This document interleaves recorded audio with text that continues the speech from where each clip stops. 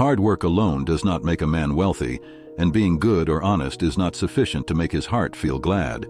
We have grown to believe that people win success, happiness, love, or fame largely by chance or by accident.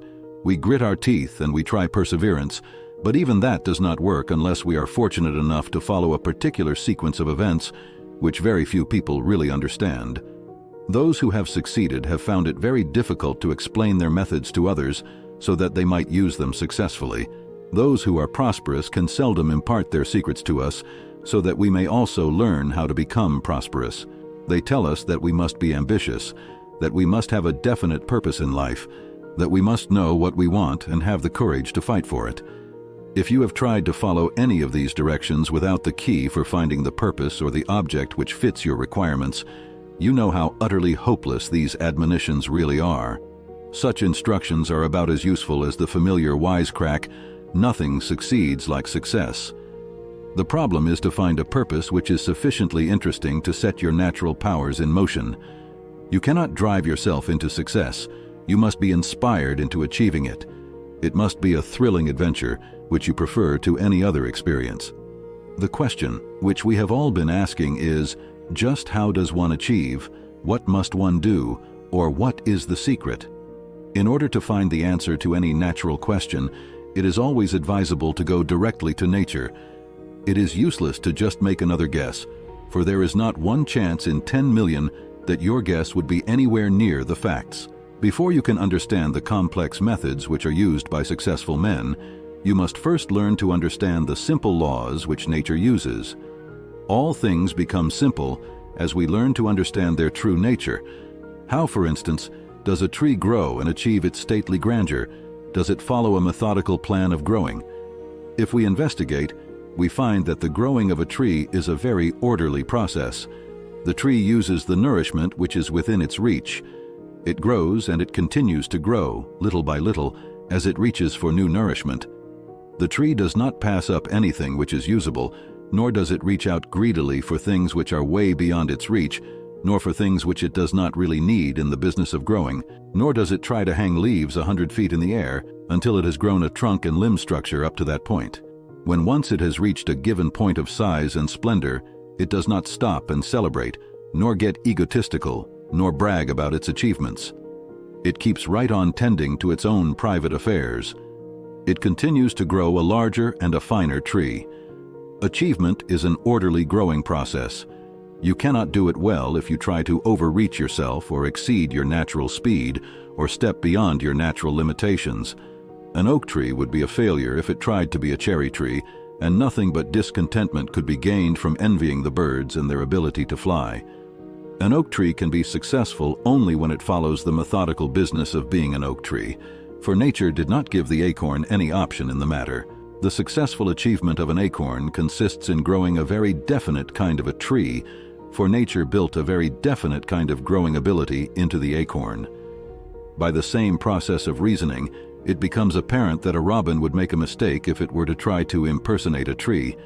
Nature intended that it should be a bird, and its success lies in growing into maturity as a bird. You may investigate nature from one end to the other, and you will find that every living object follows an orderly, methodical plan of growing into its success. You, for instance, were born as a baby, and you grew up slowly through childhood and adolescence, for like the tree, you have no choice in that matter. If you had the power of choice, you would probably have tried to upset the laws of nature, just as you do when you pursue happiness. More than likely, you would have chosen to be full-grown long before you had learned how to be a child. You might even have chosen to be a bird or a tree.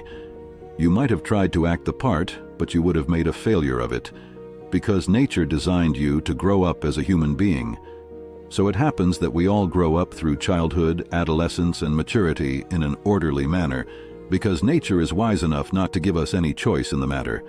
Successful achievement of knowledge, character, and wealth is also a growing process. If you will investigate the lives of successful men and women, you will find that their progress was just as orderly as the growing of a tree. We are apt to believe that some people just jump into success quickly, but that is because their achievements do not attract our attention until they are quite mature. Some of us permit ourselves to believe that successful achievement consists in making a lucky strike, or winning a lottery, or inheriting a fortune, but a careful analysis of the lives of people who have been lucky in that way shows that it is only a temporary speeding up of their lives. If they happen to be growing toward misfortune, it intensifies their misfortune. If they are growing toward good fortune, they may grow a little faster. Even so, sometimes the lucky shock is too much for them. In that case, their normal lives may be very rudely reversed, especially if their growing toward successful achievement was not firmly rooted.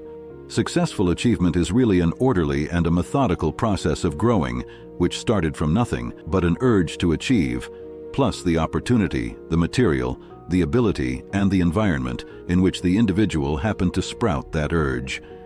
This all becomes important when we consider that man has the ability to choose to do, or try to do, a great variety of things, to follow a great variety of occupations, and develop a great variety of needs in place of just one, as in the case of the acorn. This sense of choice is without any known limitations, while the ability to achieve is apparently quite limited. The problem which every person must face is, how do you find the particular environment or condition in which you are qualified to succeed, and how do you keep from choosing to do something else? How do you shape the environment and the conditions in which you happen to find yourself so that they may fit your particular qualifications better? Nature created each man with qualities whereby he might be a success in some very definite kind of achievement. Each man is created to make progress along lines which are new and different. There is not much variety in the nature of a number of oak trees, but there is a great variety in the physical and mental qualifications of a number of different men. In addition to giving man a sense of choice, so far as his work and play are concerned, nature has equipped each man with an entirely different set of tastes and talents from any other individual. Men do not compete with one another on an even footing like a number of acorns. The acorn has no choice or ability except to grow a tree, but men can do so many things. Man's greatest difficulty arises from the fact that choice and ability do not go hand in hand. The sense of choice is an instantaneous expression, while the development of one's ability is a much slower process. You can wish to have or to do things which are impossible just as easy as things which are possible for you. You can, through choice, mislead your mind until you are quite unable to distinguish between the things which are possible and the things which are impossible. Man is not equipped with an indicator whereby he can tell whether the things of his choosing or wishing are in harmony with his ability or not. He must develop or grow that sense. The deeper we go into this matter of choice, the more it becomes apparent that man's sense of choice is not a dependable guide at all. It is forever misleading him into places where his qualifications do not fit. Choosing or wishing for a particular kind of happiness or successful achievement may, therefore, even be a hindrance to the process of achieving the success which is possible. By the sense of choice, we have formed the misleading habit of measuring all men by the same yardstick. We think that some men are brilliant and that others are dumb, because their physical and mental qualifications are so very different. It would be as logical to scorn the diamond because it is not sweet, or the peach because it does not glitter. Nature did not intend all men to be measured by the same pattern. Each individual is an entirely new pattern, which is in some very important respect a definite improvement over every individual who was ever created before him. Each individual is equipped by nature so that he may render some particular service or fill some particular position better than any other individual. This equipment does not come to him in full-grown capacity. What nature really gives him is the seed with which he can grow that capacity. She gives him an urge to grow an achievement, which is in some very important respects both different and better than the urge she has planted in any other individual. That brings us one step nearer to the answer to the primary problem. How does one find out what particular kind of happiness, success, or achievement he shall pursue? How does one find his object in life? The qualifications of men and women are so different and so original in their newness that it is difficult for many to even guess the nature of the work into which their qualifications will fit best. Just how does one determine what to do or where to begin? Did it ever occur to you that the acorn faces the same problem? It is not at all likely that the acorn has the slightest premonition of what its destiny is likely to be, but, unlike man, it does not worry about that, for it has neither choice nor wishes in the matter. The acorn does not concern itself about problems of choice, success, or destiny. It just settles down to the methodical business of doing the thing which is most important to its nature. It follows its natural urge and reaches for the nearest dirt or the nearest nourishment and converts it into what it takes to make life. If it had the power of choice, it would make a failure of its existence if it chose to do anything except to obey that urge. Please take note that urge and choice are really two entirely different things. The acorn has natural urge, it doesn't have choice. Man has choice, and he also has urge. Besides, man also has the ability to improve himself. How does a man use the material which he has available and the unusual qualifications which he possesses for the purpose of achieving the particular success which nature built into him when she created his pattern? He does not do it by reaching for material which is beyond his reach, nor by envying others who have materials or qualifications which he does not have, nor by aping others, nor by trying to hang leaves of achievement 100 feet higher than he can reach.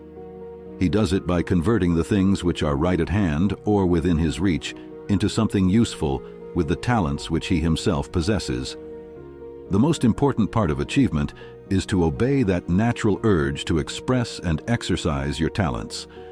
The kind of material which you have to work with in the beginning is unimportant. The important thing is practice in using it. You must begin to express your talents. You must create your life out of the things which are within your reach. You must gratify your natural curiosity to learn everything you possibly can. Learn about the usefulness of the things which you have the most plentiful. You must quit wasting your time at aping or envying others. You must be your natural self and do the things which you feel urged to do in order that you may begin to grow. You must gather your attention from the four corners of the earth and concentrate it upon the actual problems of life which nature has pushed right under your nose. You must concentrate your attention upon the work and the information which is trying so hard to force itself upon your attention. You must do it so enthusiastically that you will have no time left over to help other people mind business which is not yours. You must use the talents which you have and the material which you can get, just like the acorn does. At least, you must start there. When you cry to someone else for opportunity, you merely shirk the opportunity which nature has created especially for you. It is impossible to even imagine a condition which is so humble that it does not have material with which to begin, even if it is only the dirt under other people's feet. You must sprout your urge with what you have. You must start from where you are with what you have and practice using your talents. As you grow in skill, you will also grow in material. If you grow haphazardly without starting from the bottom, like the acorn does, you will be like a house without a foundation or a tree without a root structure.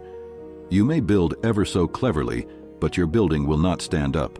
Do not try to use any material or talents so long as they are beyond your reach, and do not ask anyone to furnish you anything until you are able to pay the price, for it is entirely unnecessary. Every person has some simple and definite problem of life staring him right in the face, some simple step in the progress of life which he can make, or at least attempt to make, with the materials and the talents which he has available without the assistance of any other person. That step will be just as natural and just as spontaneous as the sprouting of an acorn. That is your urge of destiny. Quit fussing and worrying about the imaginary problems of life long enough to do the bidding of that urge. You have no other problem which is half so important to you, for that is the seed from which your particular pattern of successful achievement must begin to grow. You must grow it yourself. No other person can do that for you. You must sprout it and grow it by paying personal attention to the problems which are the nearest to you and the easiest for you to accomplish. Fussing and worrying about your hazy conception of the great, big, apparently impossible problems which only appear to confront you does not constitute either starting or practicing. You must follow your creative urge and lay your hands on the simple problems which you can understand and which you can do. Your urge of destiny does not include any problem until you have learned to understand it in all of its useful simplicity. Complicated problems eventually become simple to you as you grow up to them through doing the simple problems which precede them in your process of growing. You have many other urges, so be careful that you know just which urge is the most important one. Probably, like most people, you have an urge to leave everything flat and run away from it all, and you probably also have an urge to take a shortcut directly to the things which you desire. It is also quite possible that you may have a beggar's urge. By that I mean a greater interest in getting something for nothing than in learning how to achieve it. If so, forget them, for they are negative urges and they breed discontentment. Their only value lies in that they furnish positive evidence that you are neglecting your creative urge of destiny. If you have chosen to pursue success and happiness on a something-for-nothing basis, if you have sold yourself on the idea that others have stolen all of the opportunities and left nothing but a beggar's existence for you, you are merely sidestepping the opportunity which your urge of destiny is trying to force upon your attention. Of course, if you want to trade your special opportunity for just a beggar's existence, that is your business. Don't blame it on anybody else. There is a vast class of misguided people who have made up their minds that they will sit down and rot unless someone assumes the responsibility to feed them or make a job to suit their princely tastes. No man can sprout his urge of destiny without doing something useful, and the healthiest sprouts usually start from work, which is done for the love of doing it. Your urge of destiny is the seed of your life work. It is the sprouting of your talents and your ability. It may now be buried so deeply under the conventional habits of life that you may fail to recognize it.